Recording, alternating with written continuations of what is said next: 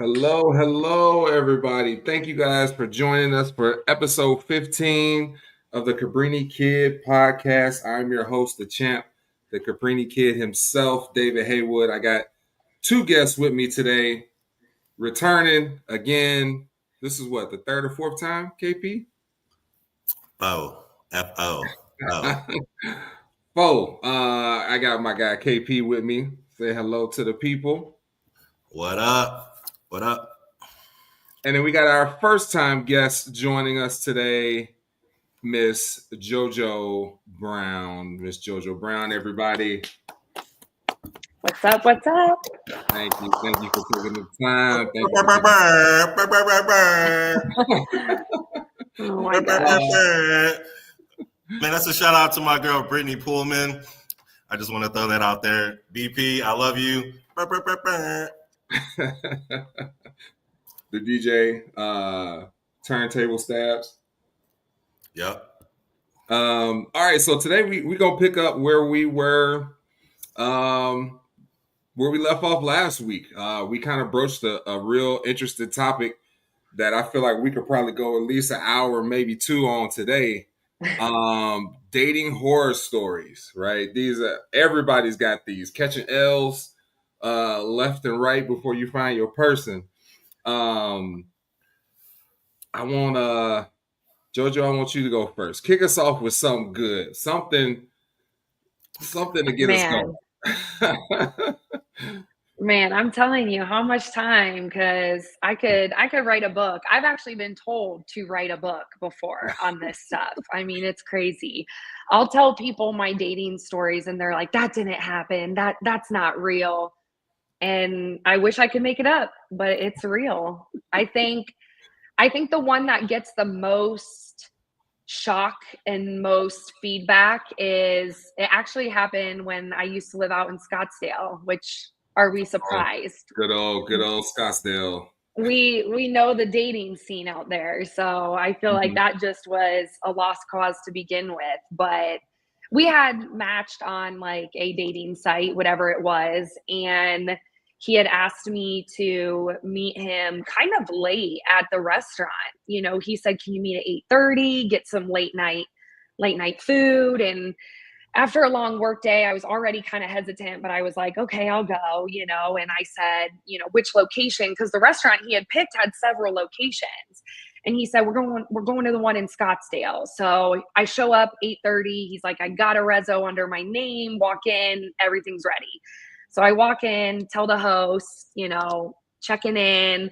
She's like, we don't have a reservation under that name. And I'm like, wait, what? That's so confusing. So I shoot him a text. I'm like, hey, I'm here. He's like, I'm already sat. Like, just walk straight back to the bar. I'm the table right by the bar. So I walk back. There's no tables by the bar. I'm like, what is he talking about? You know? And I walk back to the front. I'm like, there's no tables at the bar. So I call him. And he's like, he sounds like he's driving. So A, you lied, you know, but then he's like, I'm almost there, but there's tables by the bar. Just go grab one.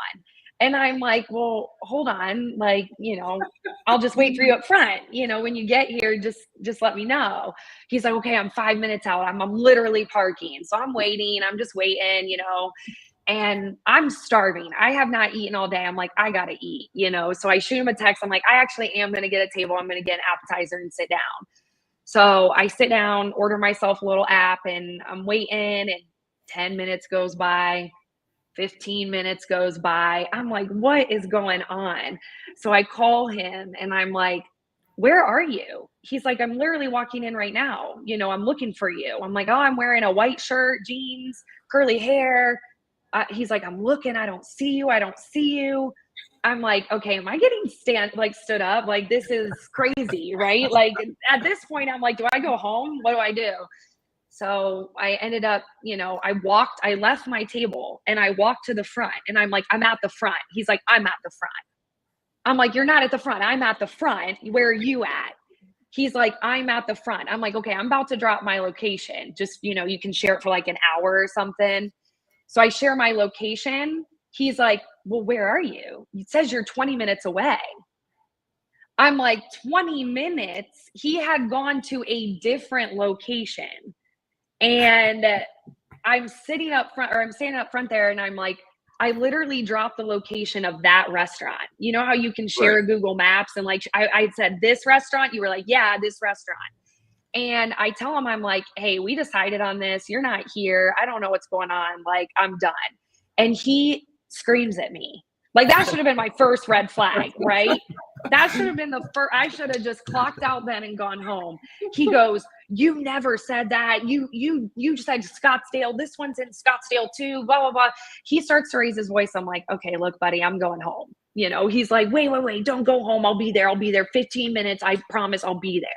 You know, so again, I waited because I have nothing but time on my hands. Time out, pause. So he had already flipped out and you stayed. Yeah. Okay, continue. Yeah. Because, you know, for me, that's like the norm to be yelled at, apparently. So he gets there. He finally gets there. I've eaten pretty much all of the appetizer, right? It's just like pretzel bites or something like that. But there's 2 or 3 left. And he comes over, gives me a hug. Hey, I'm so sorry. I'm embarrassed. And I'm like, you should be, you know, but he sits down. I don't even offer the appetizer, and he just starts plopping these pretzel bites in his mouth. I'm like, sure, help yourself, you know? And I have a rule. My rule is no drinking on work nights. I don't like to wake up that way. So I wasn't drinking. He said, heavy or at all? At all. Okay. I was not drinking at all. And he said, do you mind if I get a drink? I said, no, help yourself, you know? So he orders a drink. We're chatting, you know, the usual date stuff. Where you from? Family, blah, blah, blah. Mm-hmm. Waitress comes over. I'll do another one, you know, kind of. I'm like, okay, he's ready to party, you know? And so he gets another drink, and, you know, maybe 10, 15 minutes later, he's like, I'll do another one. I'm like, this man is thirsty. This man is real thirsty, right? Like, I'm all for having a good time, but it was like a Tuesday. And so he must have had 4 or 5 drinks, I think, you know, in the hour that we sat there. He was so late. The restaurant closed at 10. And I knew that it was coming close to closing time, you know?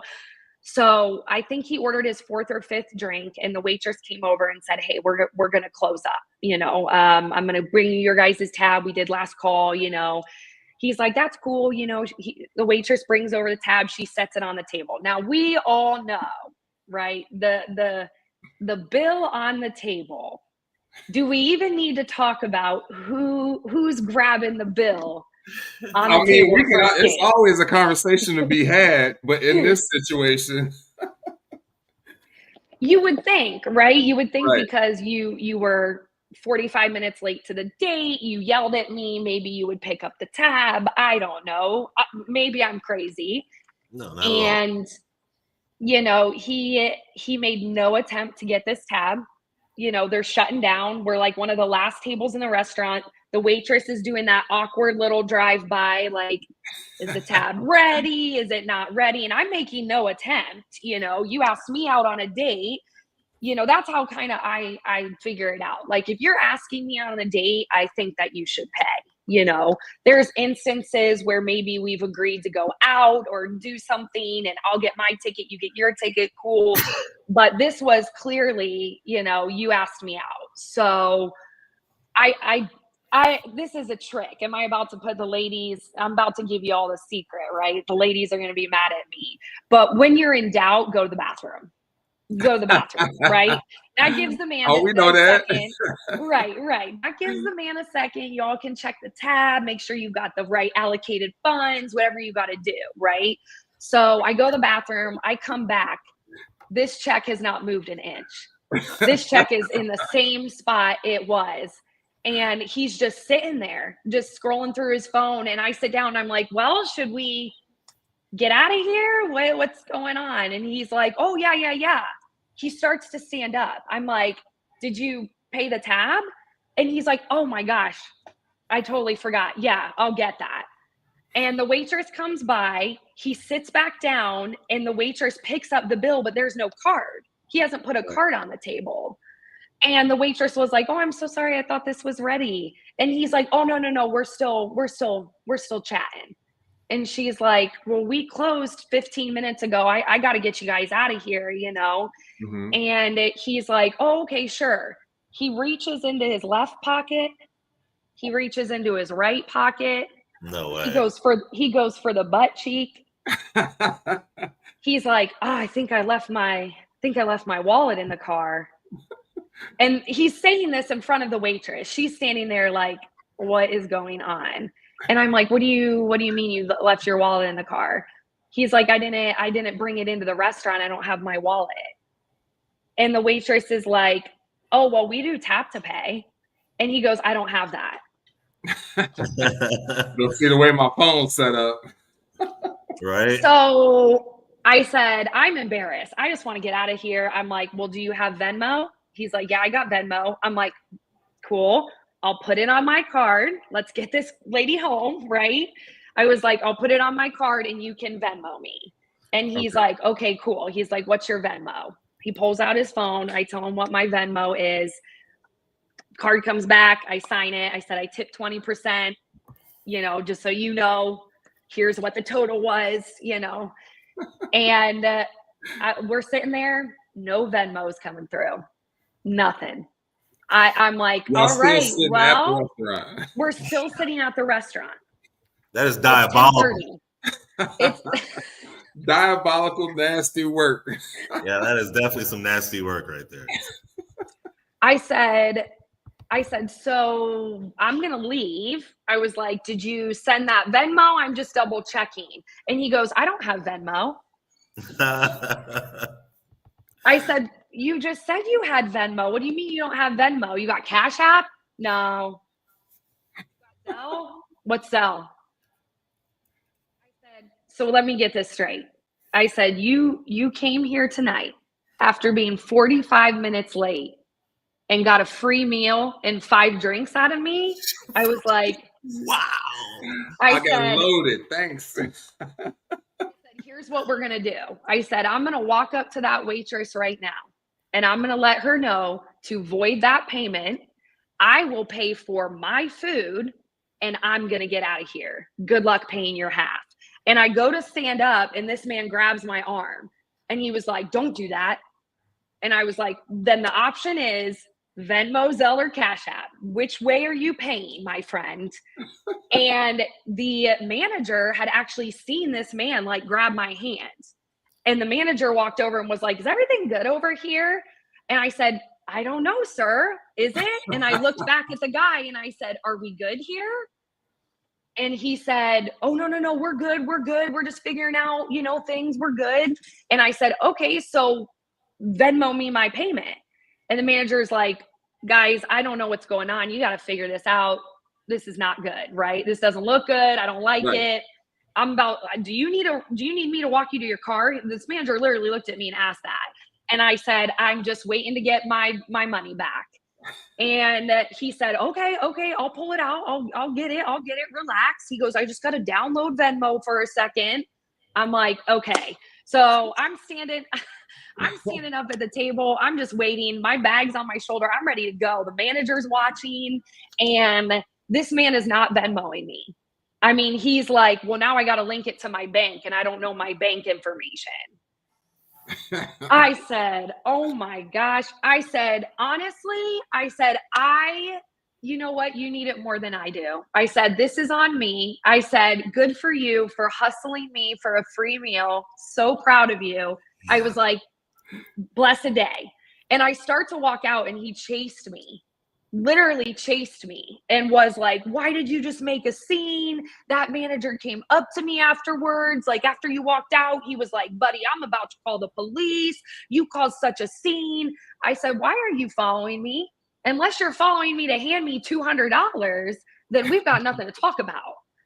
And he was like, "I'm going to send it to you. You have trust issues. You clearly don't trust anybody." I said, "I wonder why." I wonder why. We said, "Man, I got you. You tripping." Damn. So I got into my car and I drove away, and that man Venmo'd me the $200, and I blocked his number, and I reported his Hinge, and I found him on Facebook, and I reported your Facebook. I promised my mom said, "Can I watch the podcast?" And I said, "Sure, you can watch it." She said, "Just promise me you won't drop any names." She's like, I don't want you to go down that path. So I promised Mama Brown I wouldn't say any names here. So you're lucky you got up today. I raised you better than that. Hi, moms. That's okay. So, I have questions. Yeah, I'm ready. Hit me. Because honestly, I just don't think that, I can, remotely top that story. Not many people can. So, I would say like one of my first questions is, how many times did you talk to this person before you decided to meet this person for dinner? I want to say it was like a week or two. Okay. I think it was I think it was about a week or two. My schedule is pretty crazy, so already we had tried to make plans and I had to back out a couple times. So I think we were consistently talking for about a week or two leading up to the first date. So during that week or two, was communication consistent? Yeah. Okay. And then how did he ask you out to dinner? Like, was he like, "Hey, I want to take you out," or was he like, "Hey, let's meet at," or you pick so and so place? No, it was definitely like a planned date. It was like, "What are you doing Tuesday night? If you're free after work, I'd love for us to meet at this restaurant. Are you down for dinner and drinks?" And I had told him, I was like, "I don't drink on a weekday, but I'll still come for dinner and we can meet in person." And so it was definitely plotted out.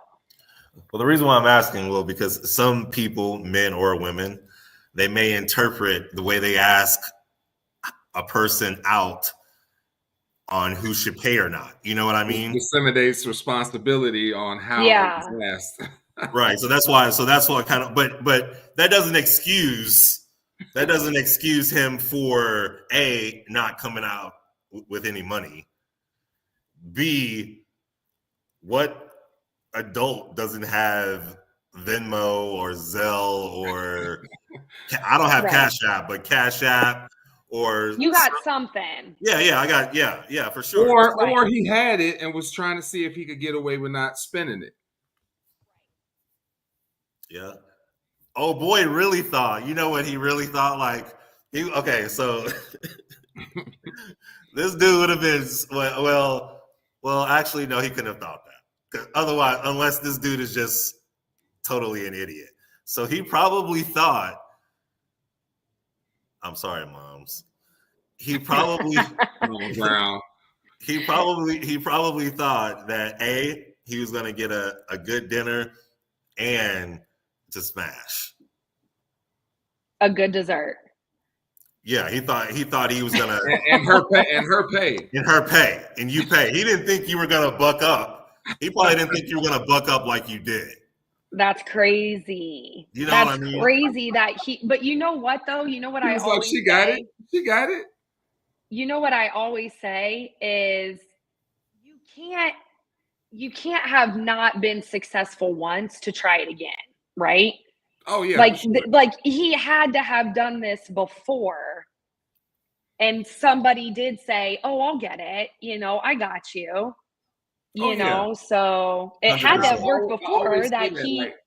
I always say that men don't do anything unless we are relatively sure there's a good chance it's gonna work. Right? You probably aren't the first person, like you said. He's tried this before, and his success rate might only be 30%. But that means 3 out of 10 women said, "I got it." Yeah. Right. Then you have to just come back to the crib, right? And it worked out all the way. Probably gave her that schlong and she was happy. I paid. You know what I mean? I mean, it's one of those things though, where it's like I said, I agree with you, KP. I do feel like there are instances where if it's not almost a flat out written in black and white ink, that there are instances where you're like, I don't know who's paying. Is this a date? Is it just casual coffee? You know what I mean? I definitely think it depends on the context. But I feel like if you are the man and you are initiating a meetup of some sort, whether it's coffee, whether it's, movie, whether it's dinner, that first date is make it or break it. I truly feel like if you are a man and you do not pay on the first date, you're knocked down several points in a woman's book just from that. That's you shouldn't even go probably. If I'm a chick, bro, there's no way a dude. Tell us how Keisha would handle it. How would Keisha handle it? If Keisha was handling it, there's no way a dude is getting the draws without him paying on the first date. 100%. After that, depending on the date, if I'm a female, all things are go. Depending on the date. Everything's on the table if you pay. Depending on the date. Now, meaning how well the date went? Yeah, like how well he pays? Yeah, he has to pay. First date has to pay. That's the precursor. Right. So that's the bare minimum. That's the bare minimum. Then if I'm a female, I'm going to gauge on the vibe of the date, how the date was, just the synergy of the date. Right. If the synergy of the date is good and it's positive, if I'm a female and I've had multiple conversations with this guy prior to this date, and the vibe is good, all things will go. All things on the table. Not to say that all things will happen, but all things will go. I'm gonna go into. Walls have been brought down. Yeah, for sure. If I'm a female. What is the equivalent to that though for a man?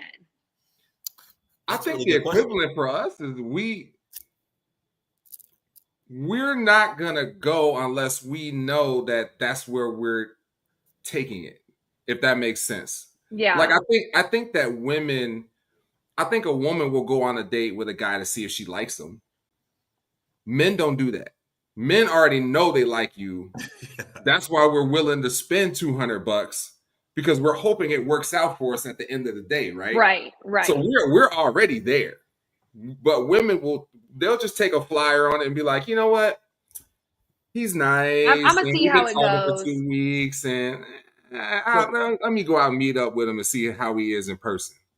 Right. So let me ask you this, Jordan. If I saw this post, a woman said that, and David and I touched on this like BTS, but I saw a woman who said, guys be walking around like after on the first, if they hit it on the first day, like man, I hit that.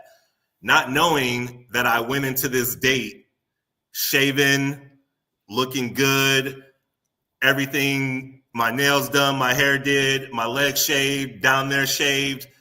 I knew I was going to let you hit compared to if I go into the date, legs got a little bit of stubble, I didn't shave, but I still let you hit, then you really hit. What's your opinion? 100%. What's your 100%? 100%? 100%. It's more you gave it than he got it. Exactly. I don't believe that the man has control of that at all in the first date. At all. You don't. You have zero play in the game on that first date. A woman will be the deciding factor. Okay, so let's pause. Did you go into that date shaven? Absolutely not. Okay, so I'm gonna fast forward it back to this again. So, I mean, I kind of agree with that, but I kind of don't, because you go in shaven, right? So you are under the perception, like within yourself, that whatever happens happens. Is that fair to say? If you go into the date shaven, I think that you have to really like that person. Not all women, right? Just like not all men. But I we're talking feel about like if first you're, date. yeah, I'm saying like on First the date. first date, yeah, I'm saying that, if I'm like kind of what you said though, right? Like if I have felt like the conversations are immaculate and I have felt like everything is checking every box, there's no reason why that wouldn't align. But if I'm unsure, notice how at the beginning of my story, I said I already didn't want to go out that late. I really already wasn't even feeling that energy, because that to me, Tuesday night date, I had just gotten off a 10-hour shift. I'm tired. Nothing, like I'm ready to, we can chit chat, get to know each other a little bit more, but I'm going home. At the end of the night, I'm You going can have the home. juice. So are you saying that during the course of that date, let's say it had gone completely differently. Let's say it was an amazing date, right? Nothing could have happened during the course of that date for it to end differently. I don't know. That's hard. So then Because men do have some control. Yeah. I do think that it's the long game. Let's say it that way. It's the long game, right? Yeah. I feel like if you are putting in the correct amount of effort at the beginning and you're doing all the steps and whatnot, I don't, like I told you, like if you listen to like context clues throughout that story, I said that was the first red flag. That should have been a red flag. That man was never going to be successful because he wasn't setting himself up for success. So you are the captain Right. of your own ship. But at the end of the day, I had already decided going into it, this wasn't He was a already good going up. night. He was already working uphill. Yeah, right. Everything was working against you at that time. Had you said, "Hey, what night are you off this week that you're going to be done early and be well rested and not have to wake up early the next morning?" Like those are the little nuances that are like, "Wow, that's so thoughtful." I don't have to wake up early tomorrow. I can get a nightcap after dinner. That all builds to that moment. So to answer your question, I think you asked, is there for the An men's side, equivalent. Yeah, yeah, yeah. an equivalent? I mean, David, like, what do you think? Is there something that a girl could do on a date, and if she's throwing it at you and you're like, ill, no?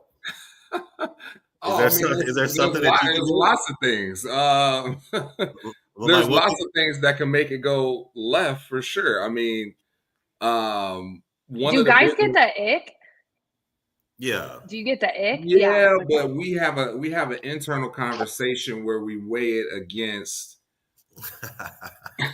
Don't give them too much. Don't give them too much. Don't give Game is them to too be much. sold, not told. But it's we weigh it against our level of investment at that point. How much have you put in at this point, and how much ick are you reading from this Right. woman at this point, right? If you're sitting across the table from her and she's smacking her lips and licking her, man, this food, and she eating with her hands, and you looking like you got your napkin tucked in, and she's complete. You might get the ick, but at this point, you didn't already order $200 worth of food. Now after she eat it, she say, "Well, what are you doing after this? You want to go back to my place?"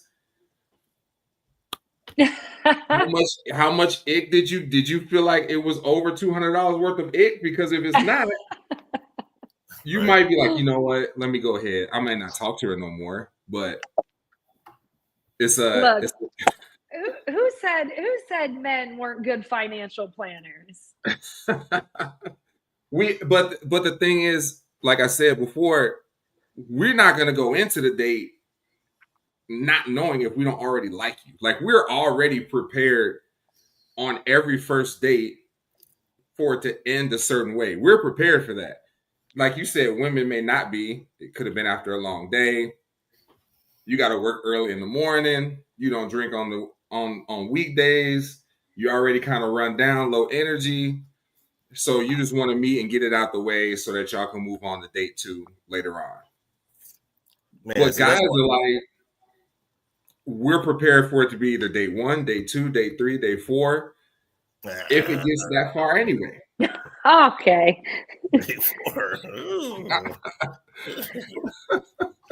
Says the single man. And what's the baseball term? Home run. 3 strikes and you're out. 3 strikes and you're out. that could give a guy the ick if a girl's like, well, we got to go out on 3 dates. I've heard that before. Kay, I'm sure you've probably heard that before. Yeah, I've heard, I'm not doing anything for 29 days. Yeah, okay. I've done it. I've done it twice. And the dude stuck around? Yeah, I went into a relationship twice on those 2 times. Oh, well, you're an anomaly. You're an anomaly. I'm built different. No, so is that dude. They're built different too. All right, Kay, your turn. What? Bring us a story. I really don't have any horror stories per se. I mean, honestly, I don't really go out on a lot of dates because, as you said, men typically gauge. I'm not one of these dudes who is just trying to go out to date just to date. You know what I mean? So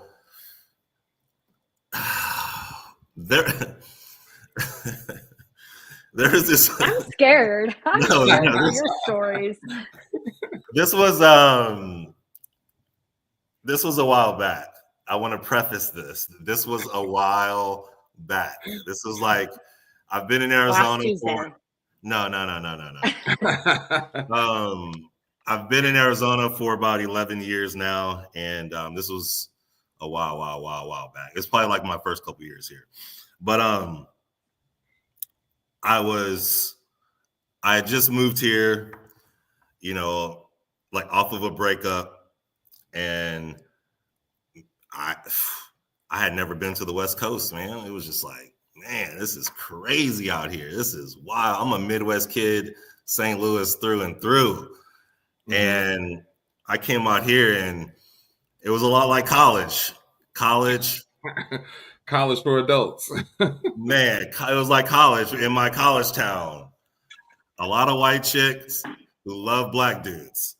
That's how it was. And I was like, this is the adult, because I had never really heard of Scottsdale before, and I thought it was a retirement community. And boy, was I wrong. And so I mean, it is. Yeah, it is. Little pockets. Yeah. And so I met this female, and I would always see her, always see her out and stuff like that. Because like when I first moved here, I was going out Friday, Saturday, Sunday, like religiously. Just because I was of the mindset where I want to meet people in this industry. I want to meet the door people. I want to be able to walk up and dap up and just walk in. So when my friends come to visit, we can all just, it's easy peasy. You're trying to get connected. Build relationships. And so I would see her out all the time. And eventually I got her number, and we started texting and stuff like that, and I was, I just threw out a line. I forgot what kind of line I threw out, and she wasn't biting. So I said, okay, no worries, I am a Leo, so we gonna keep it roaring, baby. We gonna keep it roaring. A couple days later, like we're texting again, and I was like, hey, I would love to like meet up and have dinner. She said, oh, okay, yeah, I would love that. So, and that's what you think women sound like. That's the connotation of the text message. Yeah. Right. Yeah.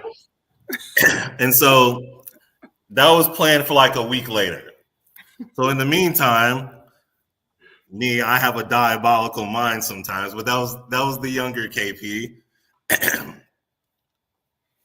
Right. That was the younger KP. Could you hear my eye roll from here? That was a younger KP. But so we were in between that week, like we were texting, and so I was like, all right. So I was thinking to myself, all right, let me try for another line.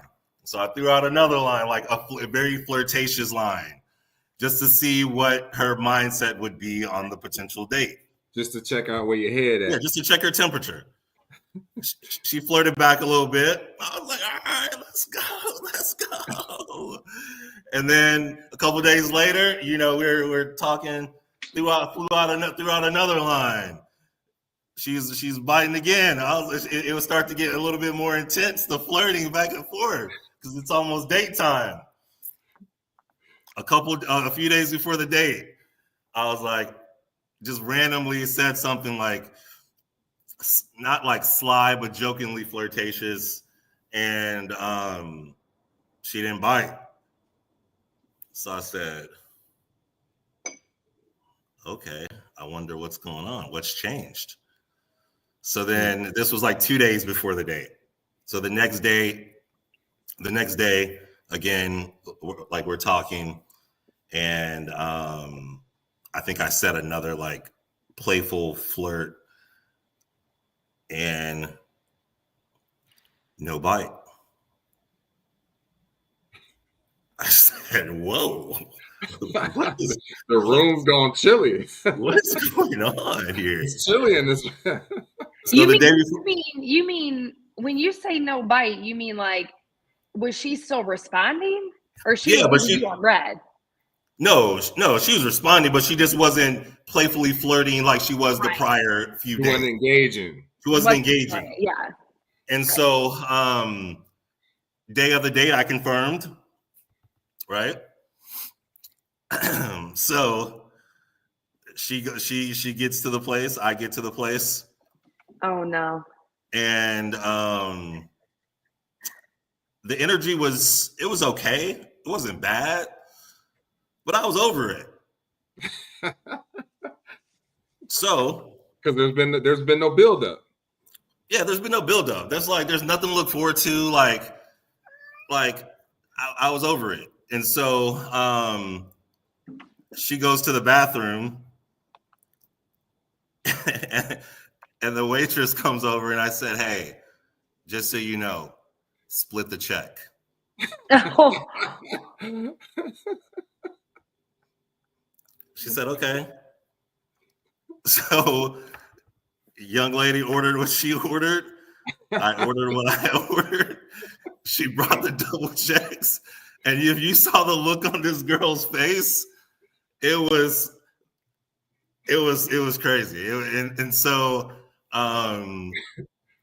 she paid for her. I paid for myself, and a couple of days later, she's like, "Hey, I thought we were going out on a date the other day." And I said, "We did." Hey,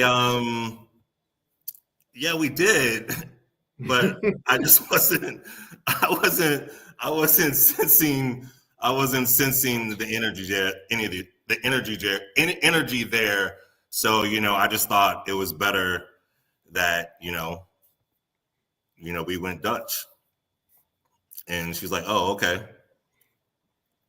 And to this day, I'm still cool with this girl. To this day. Really? Bullshit you not. Bullshit you not. She's married. She has kids. Bullshit you not. To this day. You like Good Luck Chuck? Nah. Oh no. Nah. Okay, so I'm sure JoJo as well as I have questions. So as the engagement is dropping off after a spike in activity, Right. and engagement drops off,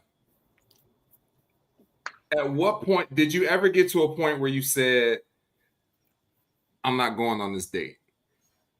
100%. But I thought the competitive side in me was I gotta win. I gotta win. I gotta win. I gotta win. And so, like I said, at the very first 20, 30 minutes of the conversation before the order, Mm-hmm. I'm not gonna lie, I probably threw out another playful, flirtatious line and it wasn't there. And so I was like, okay, well, it's time to if she didn't get up and go to the bathroom, it would be a different story. I would have paid. She presented you with an opportunity to. She presented me with an opportunity, and so I was like, see, and that's where the women, the little trick backfired, right? Because she probably went to the bathroom thinking you would pay the tab while she was in the bathroom. No. This wasn't. He did that before the tab came. I did that before. Oh, okay. I did that before, in between us ordering food, Oh, so you were not feeling it that early in the date? Yeah. I think that's fair. Geneva said, "Fucking Leos, you should have just called off the date." I think that, but listen, here's what I think. It sounds like she wasn't feeling it either, but the downfall to her still going, which the mindset probably was, hey, I'll go. Worst case, it's still there, but I get a free meal out of it. That's that mindset that I feel like a lot of women have. I don't, because I'm gonna pay for myself every time. When in doubt, I'm gonna get my own check. But I think there is some kind of toxicity, there we go, when it comes to this women wanting free meals thing. 100%. And I never even really saw that until I moved out to the West Coast. That was not a thing, at least in the Midwest, where I was raised that you always need to be prepared to pay for yourself. That's the way I was raised. I was raised with a stay-at-home father who taught me that men ain't shit. So you better be ready to pay for the tab, okay? But then I moved out to Scottsdale, and I used to hear all my buddies' stories about, oh, she just came through for the free meal, and I was like, what is that Dinner about? daddies. Dinner daddies. Scottsdale is right. Oh, man. Right. And I smell that. I smell that. That's why I said to split the ticket. I smell that. But it's like, if you're broke, just say that. If you really need a meal that bad. But have you ever heard a woman say, "I'm broke"? Me, I've said I'm broke.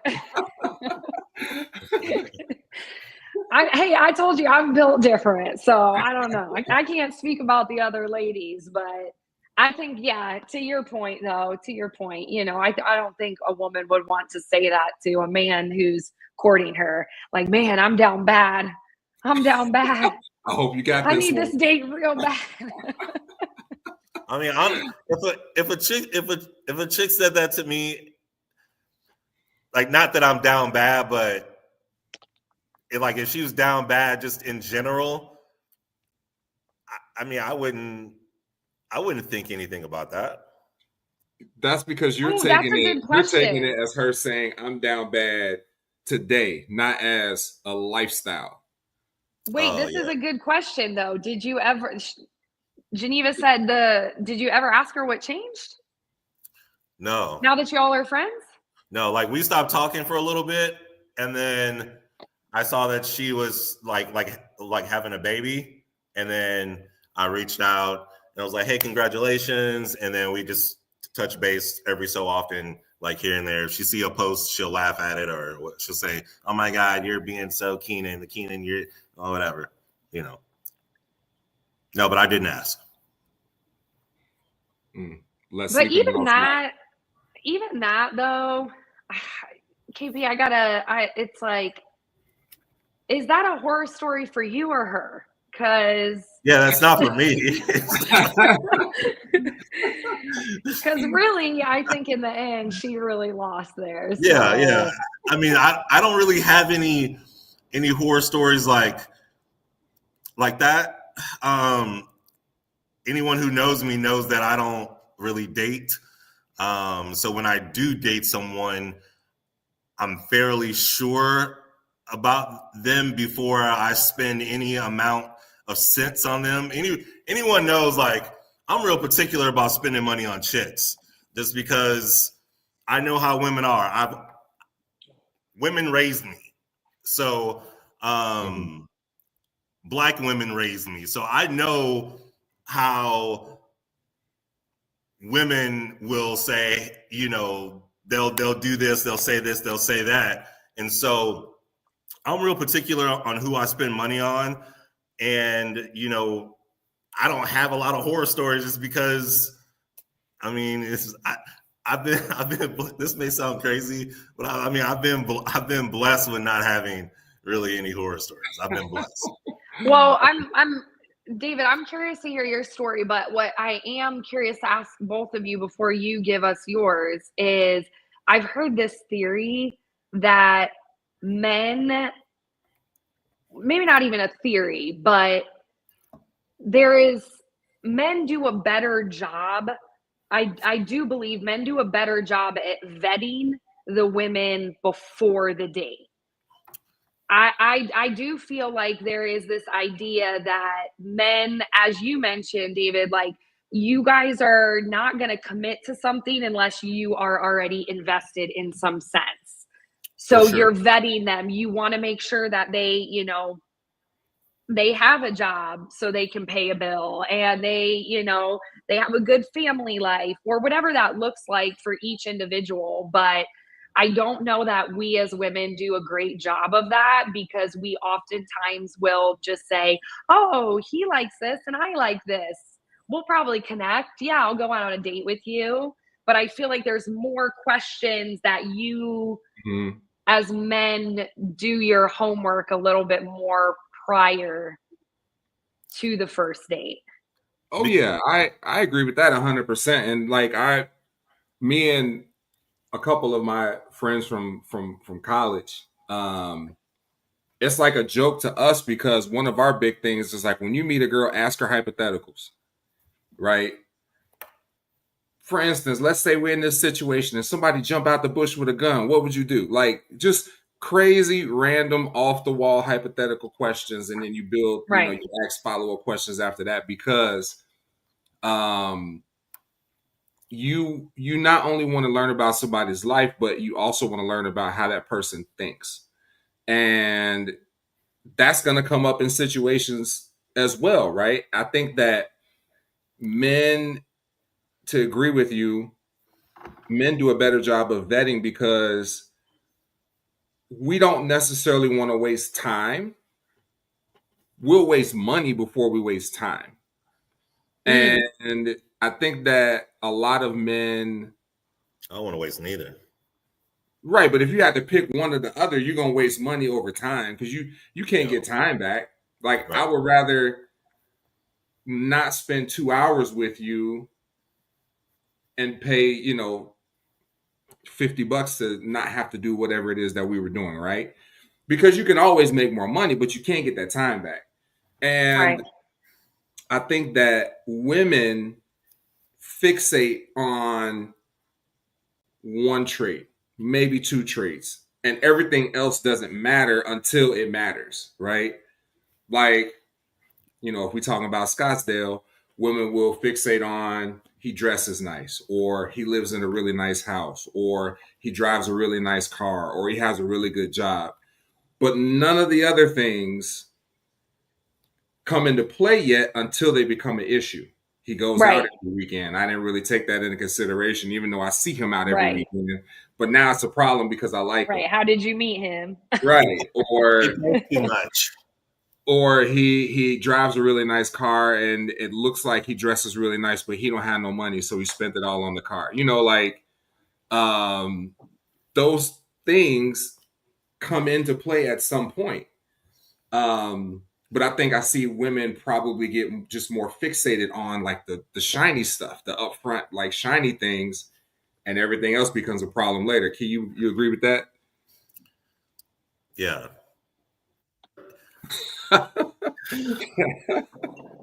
Like women be nitpicking over the littlest things to stop talking to a dude.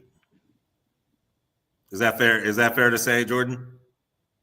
But we'll also triggered. talk to a dude for the littlest things. What also what? I said, but we'll also start talking to a dude for the littlest things.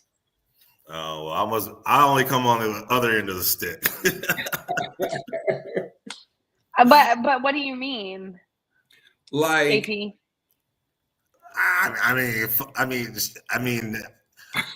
let's go down the list. I've had a girl stop talking to me because something I posted. I remember that one. I've had a girl, block me because I didn't text her back in 10 minutes. I've had. I mean, I can keep going. Just like it's like the dumbest stuff. So like, but when you're on the chopping block, that's all it takes. So it wasn't just that though. He was already on thin ice. It was something leading up to that. You never bought her flowers. You never said she looked good. You never, and then when you get blocked, you're like, oh, that was crazy. But you probably did 9 other things before she got there. So, I mean, but that's crazy when the legs were up in the air 2 or 3 days prior. Everybody's got to get it somewhere. So yesterday's price is not today's price. Yeah, some women are petty and sore men just. Oh, Mackenzie, yeah, I think that's petty in different ways. Yeah, but yes, both petty. I agree with Mackenzie. Both petty. I think women are pettier than men. Oh yeah, I think women are more spiteful than men. And no, 1,000% sure. And to go off what Geneva just said, yeah, women, y'all got all kinds of stuff. Y'all got a Facebook group that is this your man or is this your boyfriend or something like that, and you guys be posting pictures of dudes to see if other girls, if that's their boyfriend. You guys got all kinds of stuff. Dudes don't care. Wait, I was gonna say, see, but like let me time out. Let me not call myself out here. I have a friend who I will go to for that stuff if I need to, but I do not partake in that most of the time. You mean the Facebook group? I think somebody posts on her behalf. No, I don't even know what you're talking about. I'm not on Facebook like that, but I'm talking about in terms of doing research. Like, I'm not good at that. That's what I just told you. I'm not good at vetting people, but I will say, there are women that are incredibly impressive. I have shared a picture before of a guy to a friend, and she knew where he grew up, what his mother's name was, what his first dog's name was. It was like, that's I was crazy. like, how did you do this? Guys don't do that. It is crazy. It is crazy, but also it protects a lot of women. I understand for women, I understand you have to protect yourself 1,000%. But to know his mom and is et cetera, et cetera. Again, I get it, I guess, but a dude doesn't care. The dude is only going to care if she looks good the night that he sees her, that he takes her out on a date, if she's cute, she's got the right gloss on, et cetera, so on and so forth.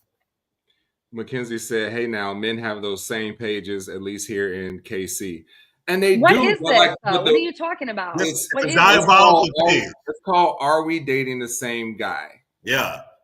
And guys have a page because I will take credit for starting the one in AZ. I'm no longer in the group, but I started the one in AZ. I need to get that info. But there's like the guys group will have like 2,000 guys in it, where the women's group has like 40,000. It's crazy. Now, just asked the question. So you're asking the group chat a question. So it's a group chat, and you're asking the group chat, you send are a picture we of the dating dude. the same guy? Yeah, you put a picture up there. You say, "Hey, I met this guy. He says his name is blah blah blah. He's from yada yada yada. Does anybody know anything about him?"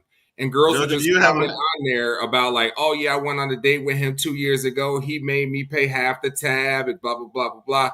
Like that's what it is. Like now there are situations where a woman would be like, "Yeah, that's my husband," or "Yeah, that's my boyfriend," and those situations do come out there, but that's not every post. That might be like 2 out of 10, maybe. The rest of the post is like a girl will post a dude, and all the girls will just tell a whole history about the dude on there, like, "Oh, I went out with him, and he stopped talking to me after we had sex," or "I went out with the guy, and he didn't pay for the tab," or "I went out with him, and he stole some pocket change off my dresser when he left in the morning." It's diabolical. Jordan, you would have a field day on that one. I'm telling you, you would have a field day on that one. Listen, ignorance is bliss. Okay. You don't want to know. I don't want to know. You would care if she has stalking charges. No, facts. This ain't no this ain't no I forgot the name of that Netflix show, Reindeer Man or something like that. Oh, that one. Yeah. That's crazy. I've never heard of that, but I feel like that would be a path to an obsession for women. And you're in Atlanta? Oh, the Atlanta one gotta be crazy. Because you know there's probably men and women. Are we dating the same guy? Right. The Atlanta one. You don't know out here. It's like a nightclub in the Atlanta one. I bet. No, see, I don't get on things like that because I'm a firm believer in the truth will always come to light. It might not be tomorrow, it might not be next week, but it'll always come out. I got a horror story about that too, but we'll save that for another day. I found out a guy I was dating had like a wife and 2 kids and lied about where he lived and lied about where he worked, and it was crazy. Like, I didn't think y'all had that much time on your hands, but apparently I'm wrong. Now, do you feel like you had latched on to 1 or 2 shiny things at the time? Yeah, 100%. Didn't ask the right questions. I don't know that I asked any, to be honest. Oh Lord. But what's David's story? What's your horror story? So mine is not. I'm kind of like Keinon. I don't really have like a horror story, but I have some funny ones. I do have some funny ones. So just like Keinon, taking it all the way back to like when I first got to Arizona, and I got to Arizona in 2010, so this was probably 2011. I had met a girl, and this was before really Bumble hadn't hit the scene, Hinge hadn't hit the scene. All there was Plenty of Fish. And so you KP's age. Okay. Right. Okay. This was after MySpace, before Tinder. The ugliest girls were on POF, man. Right. That was the OG site. And so I met this lady. At the time I was 27. And you may not know this, JoJo, but Arizona is like the cougar capital of the United States. Oh, I know it. And so she was in her late 40s. And so she was like, I would like to take you out sometime. I was like, yeah, you can come take me out. That's great, right?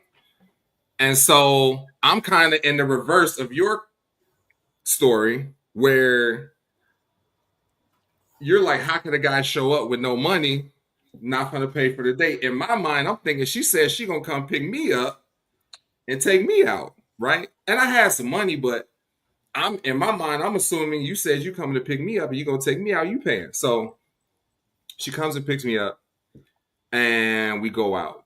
And the day was good. Day was pretty good. Had a good time, good food. We went out in like Old Town. I hadn't really ever been out to just on the weekends out, not to like go eat and stuff like dinner time. It was like 9 o'clock when I would get there. You took her out on y'all went to go out in Old Town after your date? Nah. That's just what no, he's saying he had only ever been out to Old Town. Oh, okay. I'd only ever been like there. A date. Yeah. So she took me out and everything and whatever. So she was like, what are you doing tomorrow? I was like, I don't have any plans tomorrow. And she was like, well, you want to go run an errand with me? I was like, okay. It was like 9:30. It wasn't late. So I was like, yeah, cool. So she had a little sports car, right? We driving through the streets.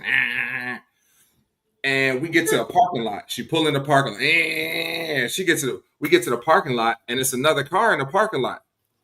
So we pull up a couple spaces from the car, and I'm looking out the window. I'm just looking around because I'm like, man, like it's so nice out here. And I'm looking around, and she was like, hey, can you hand me that bag behind your seat? I ain't really thinking nothing of it. I reach back there. I got it's like a little makeup bag. I give it to her. She opened the makeup bag, and she pull out some weed. And the guy gets out of the car and comes over to the car. And I'm looking at this like, I'm leaning forward like, is she taking me on a drug run?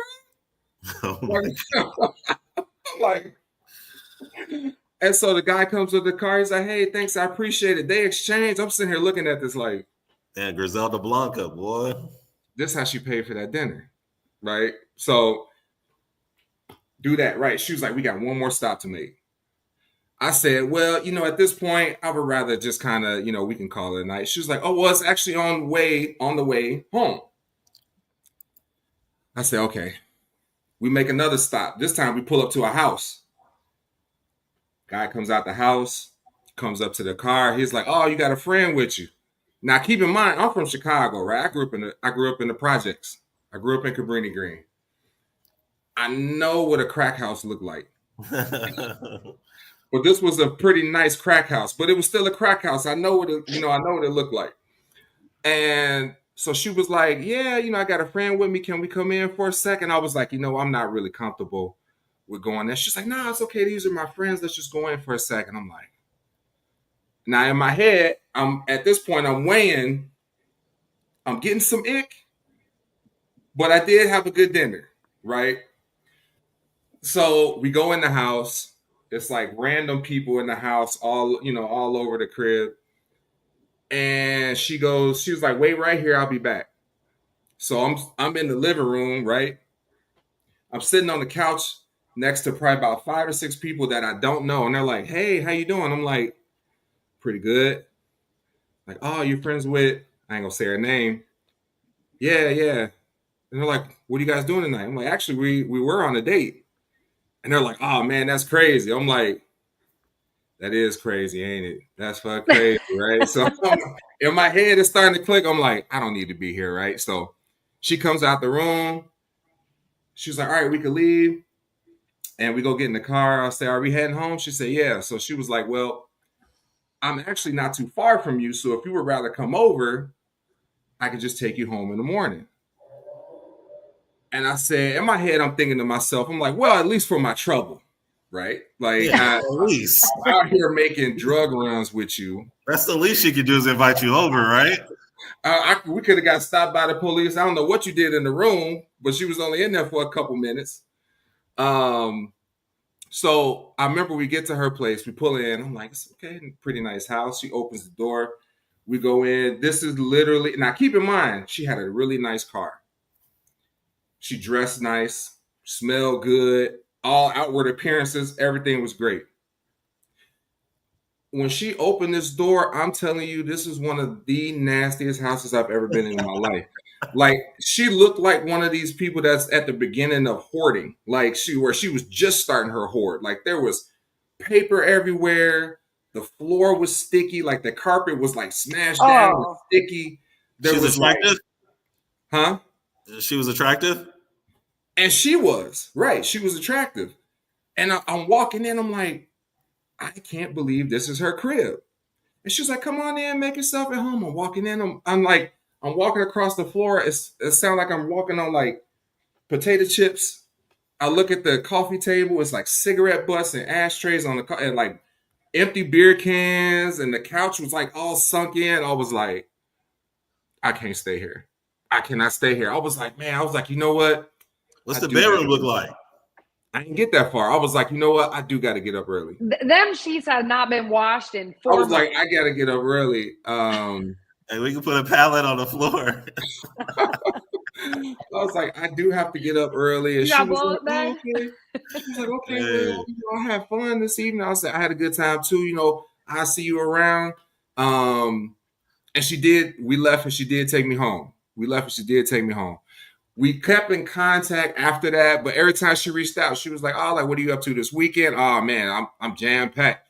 I had just got to Scottsdale, right? So I was hanging out with Keinon. I was hanging out with the twins. They was having pool parties and everything. So I was just like, "Oh man, I'm jam packed. She's like, "It's okay. We'll get together. I never saw her after that. Because every time the phone rang, I saw a picture of walking into the house, and that was my first impression, or the first time it clicked in my head. I was like, I can't do this. I have not sunk to this point, to this low yet in life where I would be okay with this. Wake up in the morning and you just like kicking stuff off the bed, you moving stuff. I can't do it. Could not do it. Man, I would have just bent her over on a newspaper and closed my eyes. I cannot.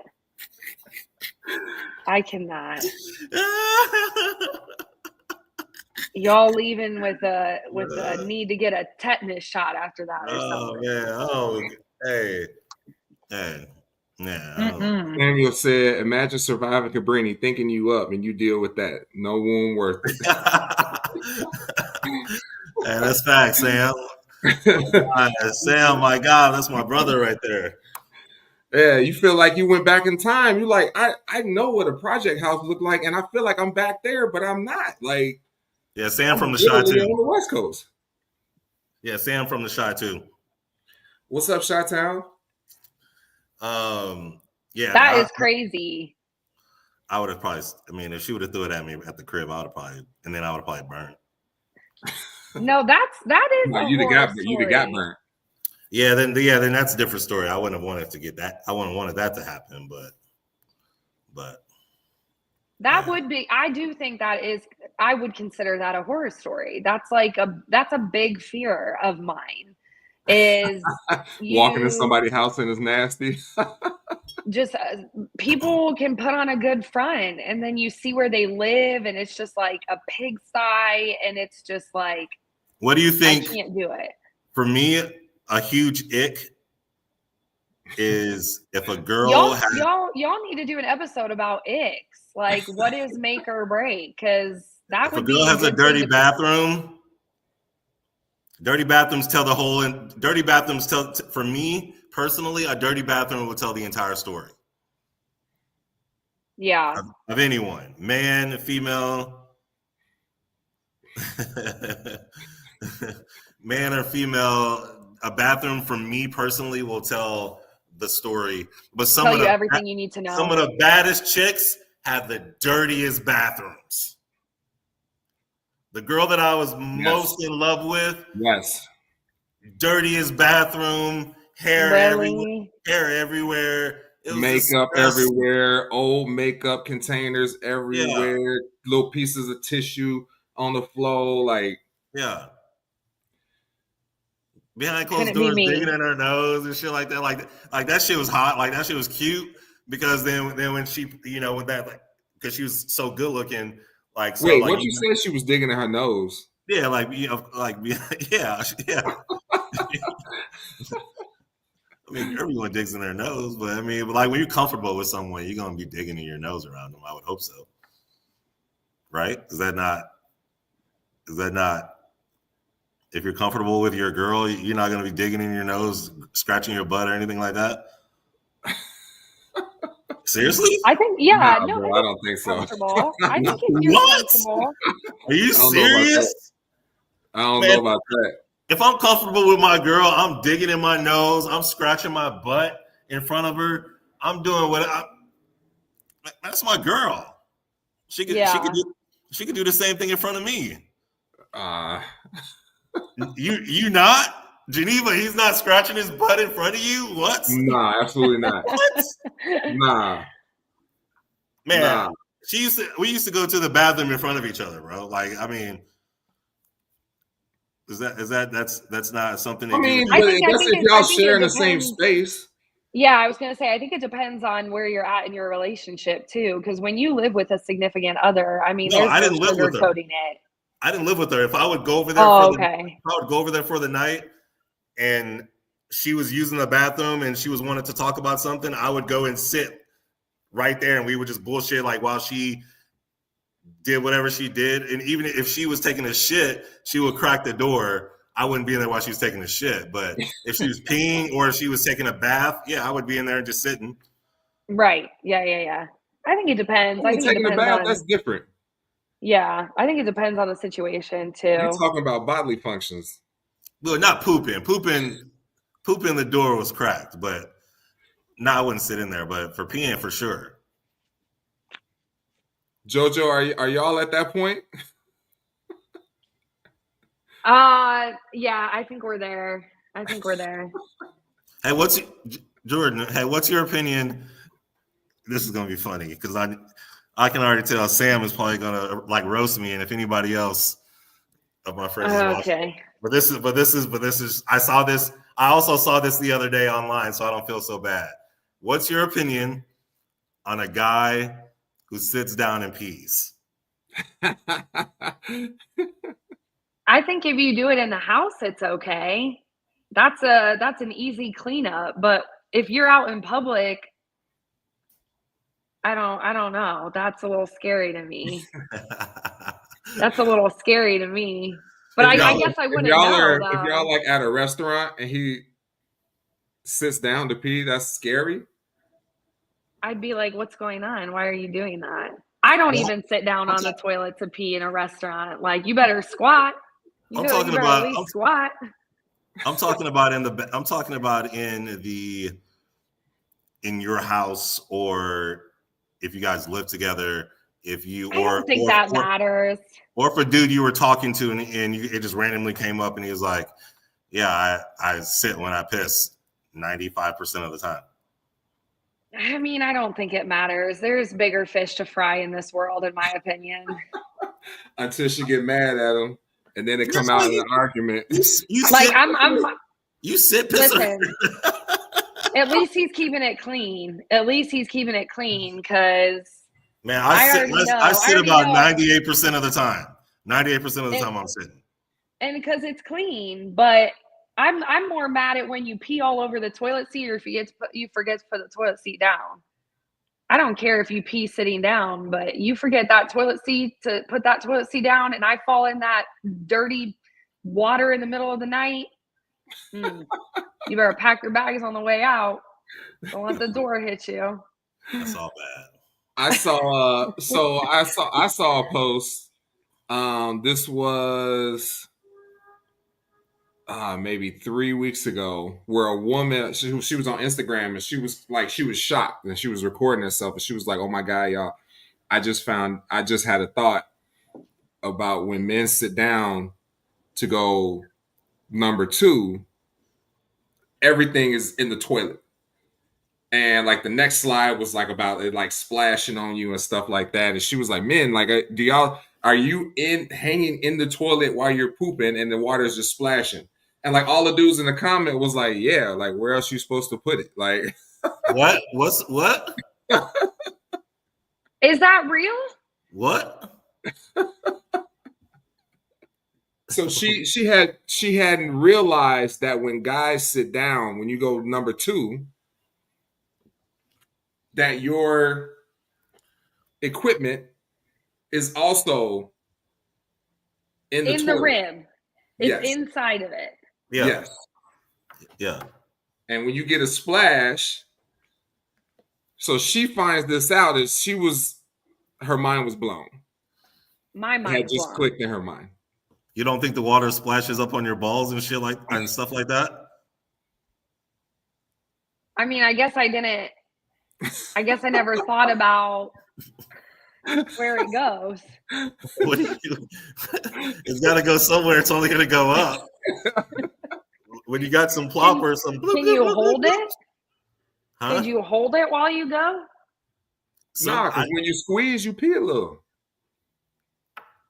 No, I think she's saying, can you hold the poop to where it doesn't splash? Is that correct?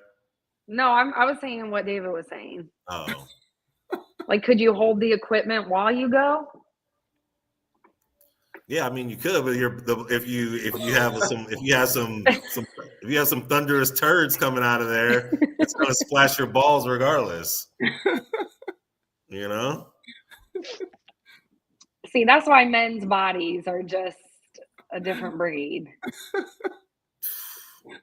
I was literally just telling my boyfriend the other day that I read a study that said, I don't remember where, I gotta find the article, but they did a survey of 100 people and their sexual orientation didn't matter. Male, female, gay, straight, bisexual, asexual. They showed them a picture of a naked man and a naked woman and asked which one was more aesthetically pleasing. 100 out of 100 people said a woman's body. Even gay men would rather look at a woman's body than a man's body, because in terms of just aesthetically pleasing, women's bodies look better, right? We have curves, we have, typically bigger thighs, bigger hip, it's literally more aesthetically pleasing to look at a woman's body than it is a man. And when I envision a man sitting on a toilet now it makes sense to me. Yeah. I hope next time your boyfriend in the bathroom and you walk by him, you're gonna be walking by this way, you're gonna stop and look and lean back. I totally agree with that study. I think I mean it makes sense, right? Do you care if a dude is clean down there or do you like a little work down there? I don't think that's a make or break for me. Like if we were doing icks or not icks, it's not an ick necessarily. But do you think, in regards to that study, do you think that, even though I agree with you wholeheartedly, but do you think when a man is clean shaven down there, that compared to a man who has a fair amount of hair down there, do you think that is a reason why that study was overwhelming? I don't know. I guess that would be interesting to see, because like we don't know that woman didn't have a bush or if she was clean shaven. Like what was the body looking like? I have no idea. Yeah. So, because I've dated men that are like, I don't like it bald. I don't want that. On you, or they don't want that on themselves? On women. Oh. Yeah. Like their preference was, don't be clean shaven. So there are men that don't like that. They don't like not having anything. What's your preference, David? All off. I'm sorry? All off. Yeah. I need that shit looking like a fucking Mr. Clean. Not like Mr. Yeah. Like KP's head. Right. Better be looking like my bald head. Yeah. Yeah. I've dealt with both, but I prefer it to be clean shaven down there. Like in communication, if a girl tells me that she gets laser down there, I'm like, yes. But then, there's been times when I think it was a surprise. It was one of those first dates where she wasn't prepared. I wasn't either, and I low key got a little creeped out because I'm used to. 8 times out of 10, they're clean shaven. So like that really? Yeah, for the most part of the females. Yeah, for the most part, for the females that I've dealt with, for the most part, I would say about 80 to 90% are clean shaven. I'm surprised. He said I was a little creeped out. Yeah, it was just, I was like, what is this? What is this? I caught you on laundry day, huh? Yeah, right? You wasn't expecting this, were you? I am weak. She said no, but you paid $200 for dinner, so. Nah, that wasn't a dinner. But I also feel like that's like a measure of personal hygiene to me. Like you can't like hair, nails, lashes, makeup, and shave your legs and not that. Like I feel like they all go together. Like it all goes together. So quick story real quick. This was in college. I'm gonna date myself just a little bit right here, but I went out I was going on a movie, like a Netflix and chill with this girl, but we were at Blockbuster, right? Right? So. Okay, Grandpa. Right? So, like, this girl, she, like, this was, like, I was trying to holler at this chick for a minute. Fat booty, man, fat booty. Yeah, we go to Best Buy. She has on a tank top. I look out of the corner of my eye and I see hair on both of her armpits, and I literally wanted to puke. I felt so disgusted. But I still went back to the crib. So Samuel said, you 86 and still spitting the tea. You gotta pick though. Your girl either she's clean underneath her armpits or she's clean down there. But you can't get both. What are you picking? I'm picking armpits, yo. I would agree. She wasn't like a femme or anything like that. It was just, I don't know what it was. Like, after we got back to the crib, I just couldn't get it out of my mind. And every time I went to go like try to get it out, I'm like, I'm gonna get through this and still, get to the end game. But every time I went to go like hug to kiss her, I was like, I felt the hair on my arms. Like, I was just like, this was it. I just tapped out. I tapped out and I was like, I'm tired. I got to wake up early. And then I ended up bouncing. I never talked to her again after that. I cannot. Crazy. But yeah, I would pick, she can't have hair. I know some women do that, but if you were asking me to pick, I would rather they have hair down there than hair up there. For sure. I'd pick armpit. You pick. I pick armpit with the hair. I'm with you. I'm agreeing with you. No. I'm saying I'd rather she have hair down there than hair in her armpits. Right, I'm agreeing. Yeah, That's what he's saying. Oh, okay. He would pick armpits. Yeah. Like he's saying no armpit hair. Yeah. No. I feel like that would be on the ick list for sure. That would for sure. We might have to do that. That might be our next. That might be our next topic. What's your ick list? Yeah. Yeah, that's I mean, that was crazy. KP's is going to be 25 things long. His ick is, are you a female? Okay. No, that is not true.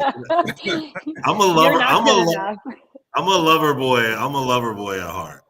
You always say that. I see. No, I want to hear about your best date.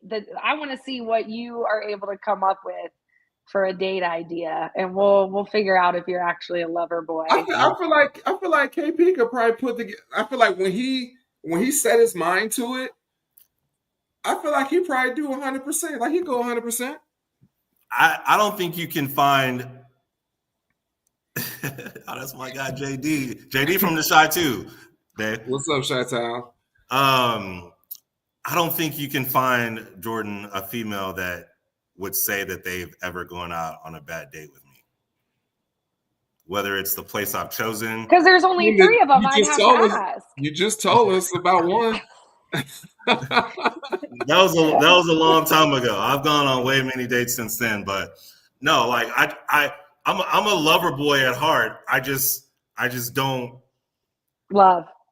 No, I just like the Usher song says, I love. I'm just fucking bad at it, I guess. Maybe I'm just bad at it.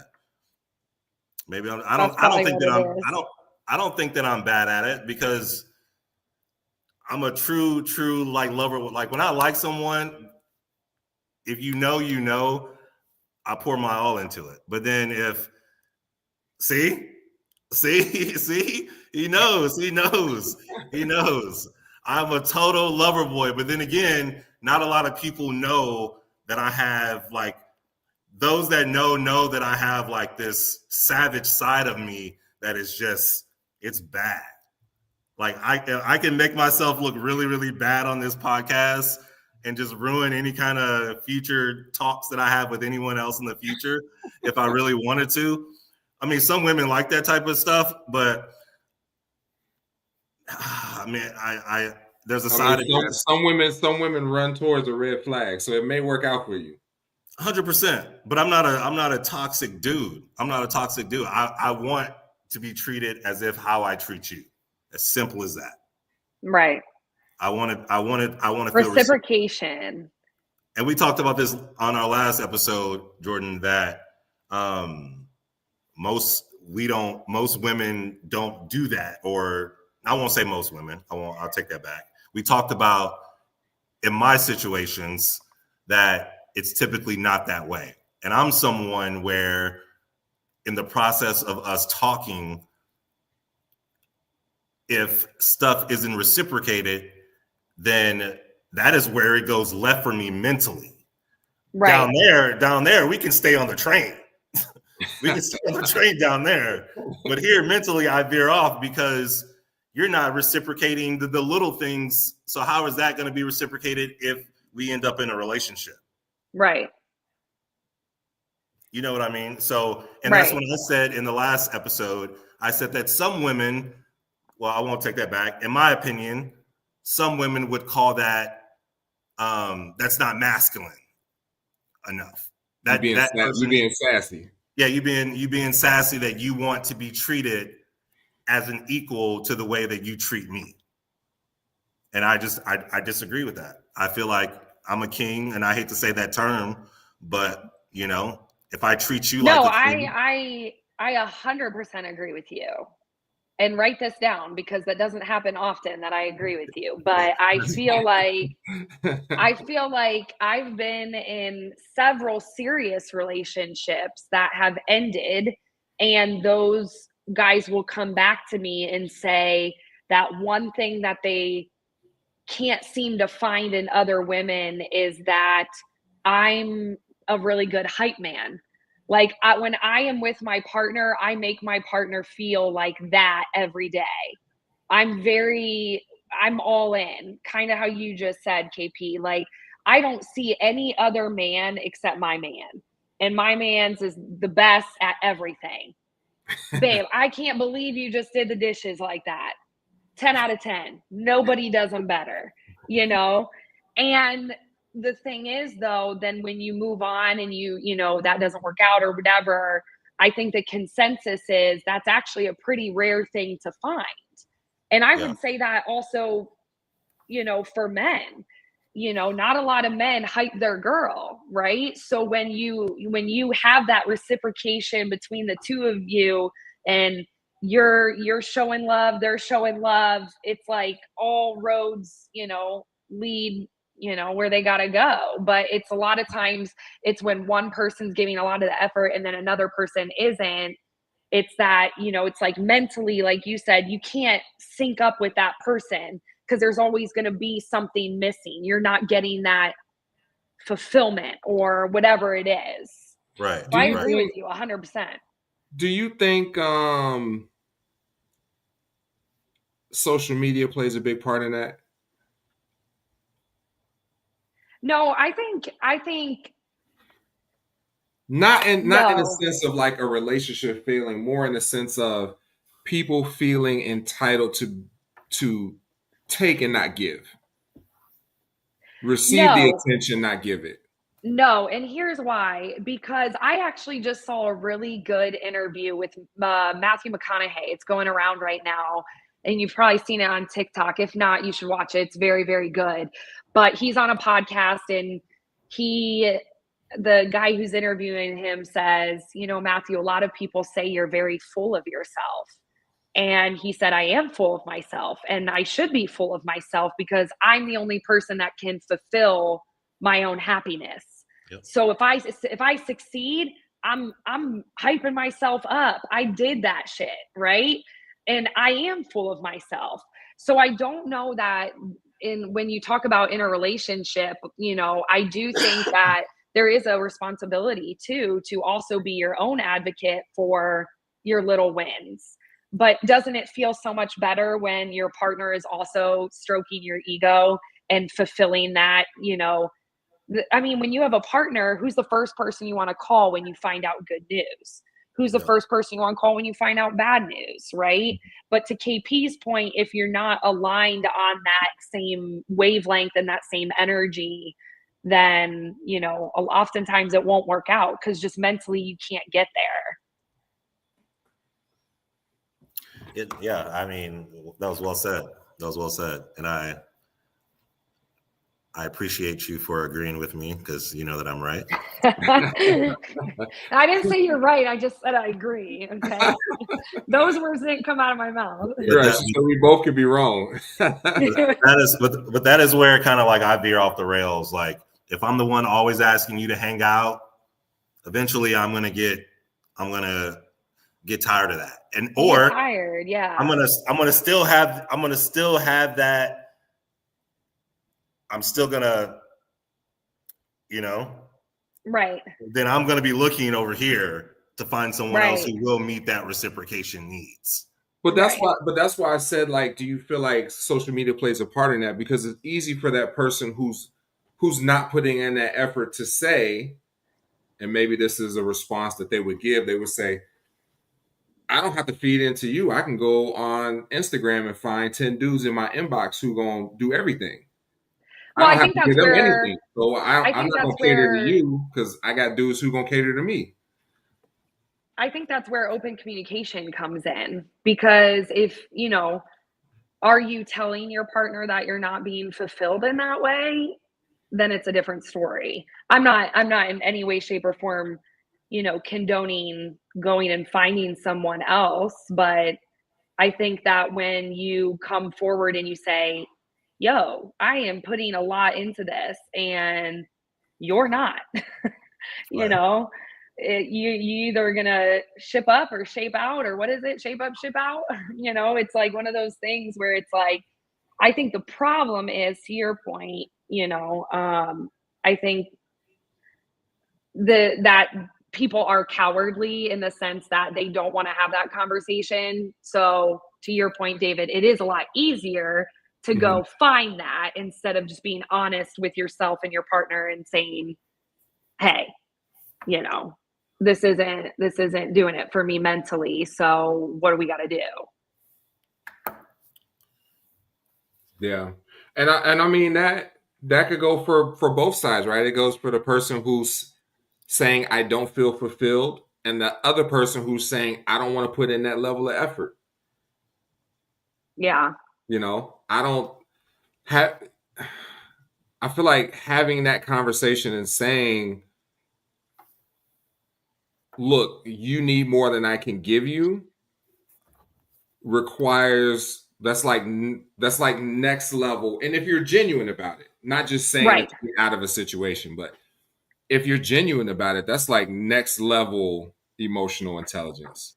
Yeah. That's what I was going to, you literally hit the nail on the head. That's exactly what I was going to say is that's emotional intelligence which a lot of people do not have. Facts. Right. A lot of people, or if they have it, they don't know how to display it correctly.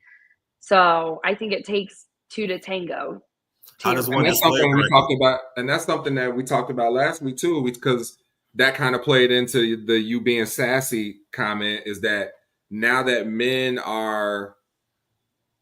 have increased their level of emotional intelligence, and a lot of women are not used to that. Now it's coming off as you're being emotional, you being sassy. I love that. You're not being masculine because you're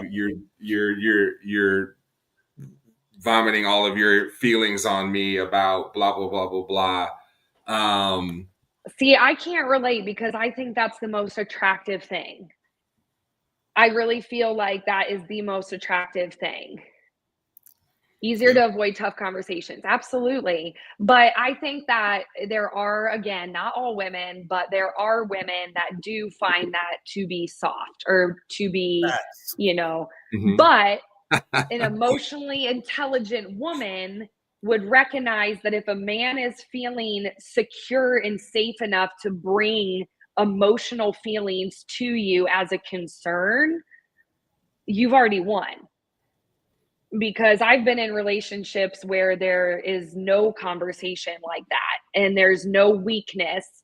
And it almost feels like then I can't have a weakness. I better not cry in front of my partner because he's going to say, quit crying, you know. But if I have a partner that I can cry in front of and be vulnerable in front of, and they do the same with me, I think that's very attractive. I don't think that makes you less of a man at all. I think that makes you more of a man because you are confiding in me the way I do in you. And that should be a recipe for a great relationship. KP, you ever cried in front of a woman? Yes. One. Only one. Maybe two. Maybe think on it a little more. No, honestly, I've only in my true in all my years of life, I've literally only had maybe 5 or 6 real girlfriends. Like when I think say that's normal. When I say real girlfriends, I mean a year plus. Yeah. So like I really haven't now a lot of other girls thought they had a boyfriend, but conversation on money seems to always be an issue for men and women. Money is a big issue. There's a lot. I think there's a lot of ego attached to it. There's a lot of, as a guy, if you feel like you don't make enough to date in a certain echelon, that's a hit to your ego. I feel like it's probably different for women because y'all are not really expected to make what men make. I found, just before on that side note, I found that quote from last week, David. What was it? It is, and you can tell me what you think about this, Jordan. Men are taught how to treat women, but not what to expect from women. women are taught what to expect from a man, but not how to treat men.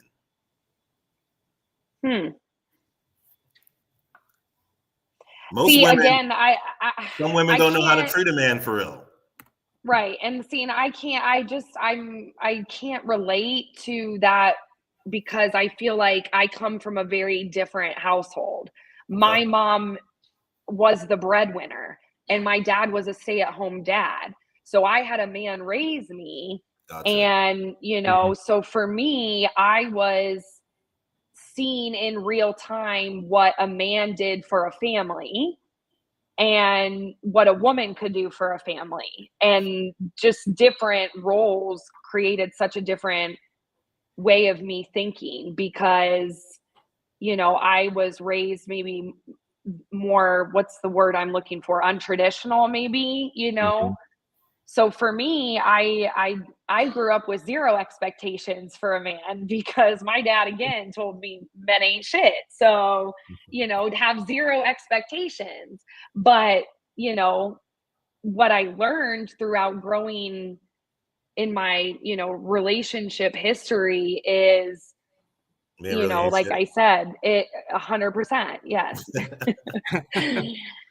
Well, there is a way to, treat a man. And I think I've had several guy friends, KP, Willie, Matthew, they, a couple of great guys have told me before that, it's hard to be in a relationship and let a man be in a safe space. So I think that if a woman can understand that you are a man's safe space, it takes that relationship to the next level.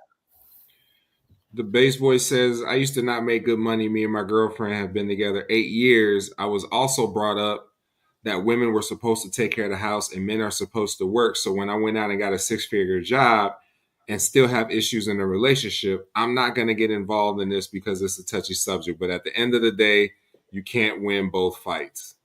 I think that there's women's mentality women's approach and mentalities toward dating have changed. Because society has changed. And I think that there are certain aspects of it where we try to maybe resist that change. And KP, maybe you can attest to this. Like I've said on prior episodes, I think that every man deep down wants to provide for his significant other. He wants to. He may not be able to, but he wants to, right? And if you have a man that's trying, like that's everything, right? But is that good enough for the person that you're with that you just want to provide and you're not? I think that's where a lot of the conflict comes in, is that you want to do certain things. Like, I want to buy you a house, but I can't. How long is she going to be okay with that? I want to take you to the Maldives, to the overwater bungalow that costs $5,000 a night for a whole week. I want to do that. But is she going to be cool with never going on that vacation? I mean, if she's a rider, she's going to have to be, right? She's going to have to be. That's what I'm looking for, a rider. I don't want, I'm looking for a real rider. Like, I can play the game of being every now and again. Yeah, I could play that. We could do that all day. But I'm personally looking for a rider. So I'm just like you said, someone who, hey, boo, I understand you don't have it. You don't have it. But we gonna figure out a way, or we could do another trip. Like, right. We drive up to Sedona and make a weekend of Sedona or something. Yeah. Like that type of stuff. Like, and that's, for me, that's how I look at some women in those particular instances of how they are going to ride for me in the face of adversity to some degree. And if that happens in the talking stages, Or if I'm having a bad day, are they staying away? Are they trying to comfort me? Are they trying to say something positive for me to build me up? Those things I am looking for personally while we're talking. That's going to make me either veer off into the just smashing or this girl may be something. You know what I mean? And real quick, I want to give a shout out to the Bass Voice. I don't know if you saw that message, but hey, kudos to you going to get that 6 figs. But I hope it wasn't for that female. I hope you weren't doing it just to placate to that female, because you should have done that for yourself. But congratulations on attaining that 6-figure goal, my man. Bass Voice also said, just depending if you hold on to the values of how you was brought up. We do a week vacation every year to the beach, but that's what my daughter wants. Whether or not me and my girlfriend is in a good spot, I went out and made sure my kids will have whatever they want, so I'll never have to say we can't afford it. I came up in a household like that, and I always said that would never happen to me and my kids. Yeah, man, that's a huge driving force. Like how your children see you, because we all grew up in our situations, right? I have a son, he's 10 years old. So it's super important for me to show him certain things that I didn't have growing up. And it's not necessarily always about money, but it's just about like how you carry yourself, how you behave as a young man, you know, how you treat women. Right now, the women that he's around are his sisters, you know, his classmates, stuff like that. How you treat women, young women.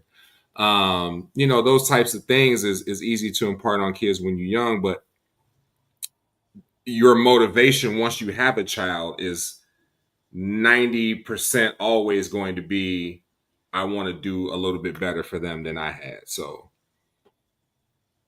I don't have kids, so I don't really can't speak to that. But man, if your girl, man, Bass Voice, man, you making 6 figs. You got plenty to get your, you know, take care of your kids. The girlfriend ain't doing what you need her to do. It might be time to throw her to chunk up the deuces, my guy. No, but he's saying he came up in a household where the man work and the woman take care of the household. So he's not expecting for her to contribute. But didn't he say that she's not appreciating it?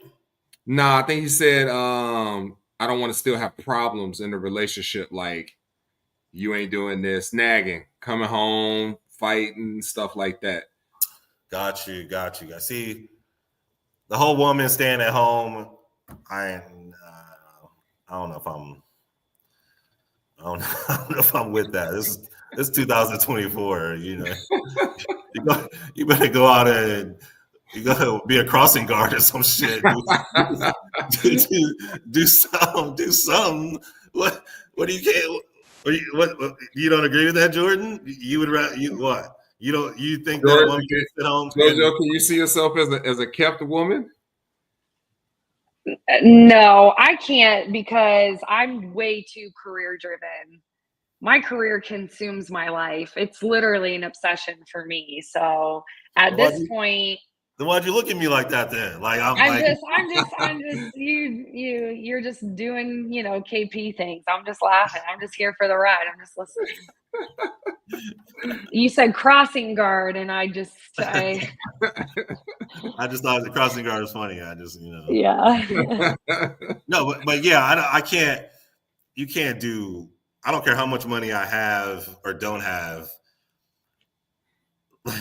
Like my mom said, you ain't gonna sit around this house and not work. But some people would argue that being a mom is a full-time job. Like, you're saying no sitting at home if it's just the two of y'all, but like, what if there's kids in the picture? Stay-at-home mom is a full-time job. My sister's got 2 kids under 4. He said, I agree. And I tell you I agree because he had to say that.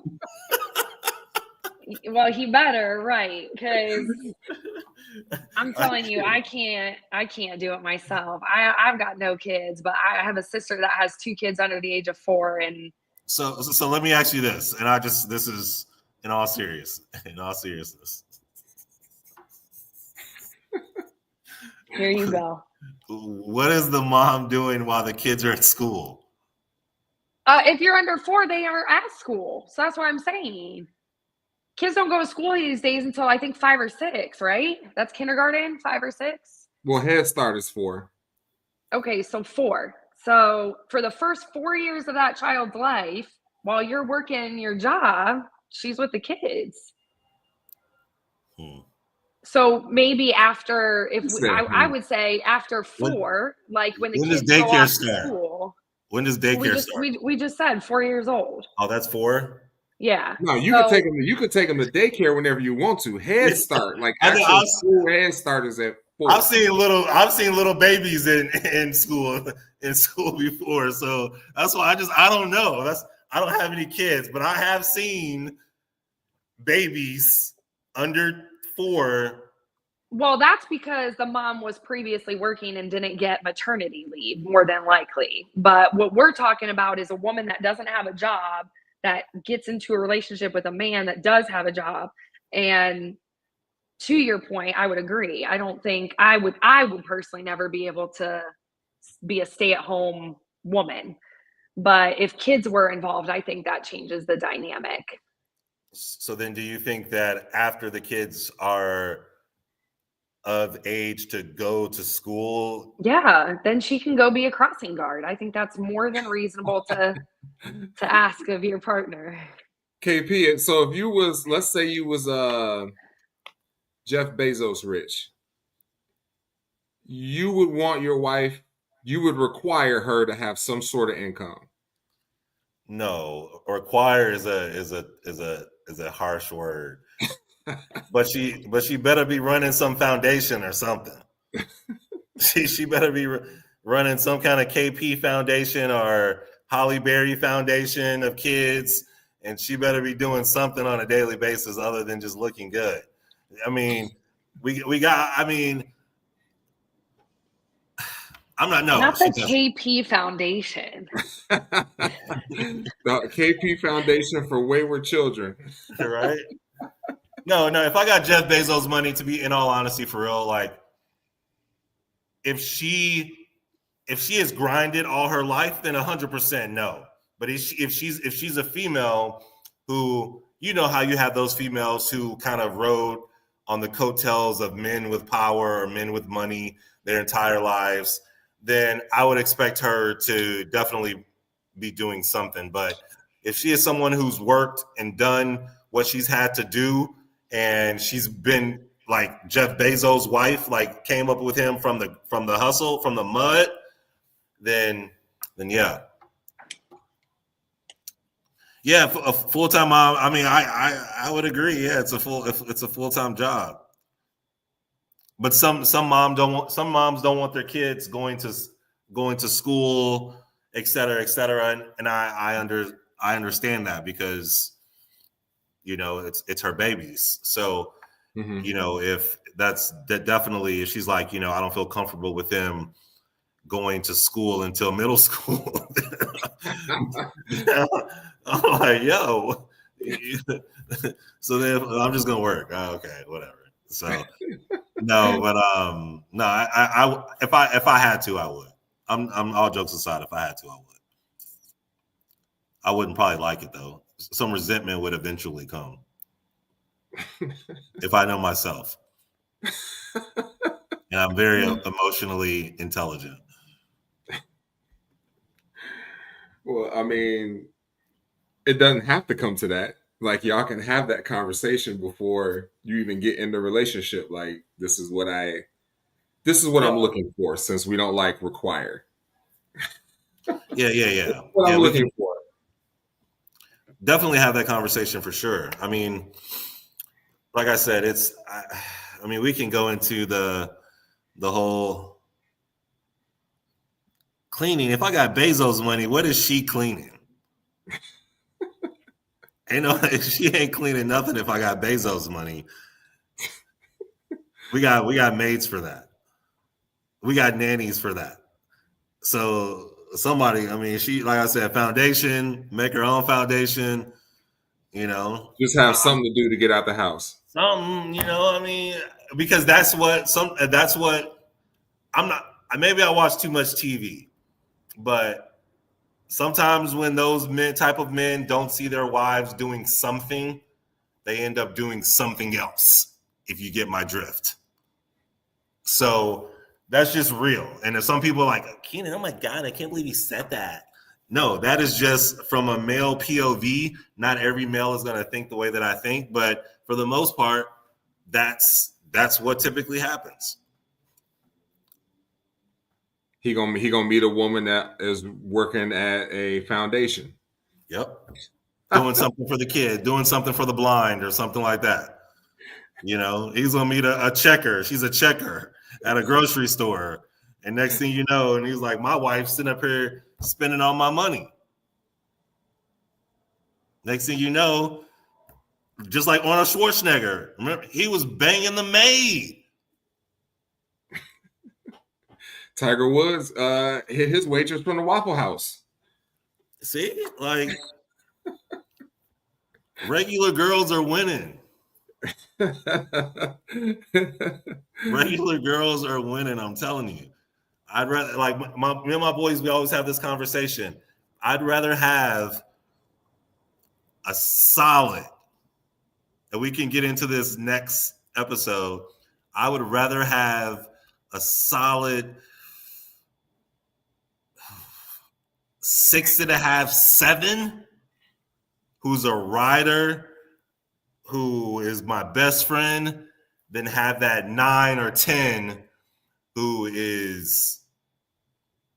ain't shit for real. Give me that 6.5, might be pushing it. 7. Make sure the nanny was old and ugly, like I'm still right, Sam. She ain't gonna let you come back to the Dale. She ain't gonna let you come back to Scottsdale. I'd rather have that 7 compared to that 9 or 10. That 7 who's gonna be there for me, who's gonna listen, who's gonna ride for me, who's gonna do all the things, comparatively to that 9 or 10 where I'm having to work hard for her, and while every other dude is trying to work hard for her as well. Yeah, that makes sense. I'm 110% in line with that. 110% in line with that. Yeah, absolutely. I agree. 100%. All right, y'all. We're gonna wrap. As you can see, we this is a new high for us. An hour and 58. Hour 58. JoJo, it was a pleasure having you. Jordan, let's go. You have an open invitation to the set anytime you want. Thank you for taking the time and hanging out with us. KP, always a pleasure. Always good sir. This was awesome. Thank you so much. You are welcome. You are welcome. This was great conversation, Jordan. Great conversation. Great. Glad I could be a part. Mm-hmm. Everybody, like and subscribe. Tell your friends to like and subscribe, and they'll tell a friend. We'll get there. We're trying to build it up.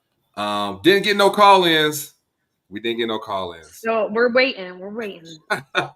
Next week we'll get a call-in. We're gonna have to do like some sort of like popper sweepstakes. I should have done that like that. My bad. Pause. No diddy. Yeah, but like we should have some poppers or something for the first caller. Right. We gotta celebrate it. First caller will send them a t-shirt or something. Hey. All right, but we out, everybody. Thank you guys for hanging out with us. Be sure to check out the channel on YouTube. We're also on Twitch. We're also on Facebook. We're also on Instagram. Follow how you like. We will see everybody next Wednesday, right before Thanksgiving. And peace. We out. Peace. Jordan, let's go.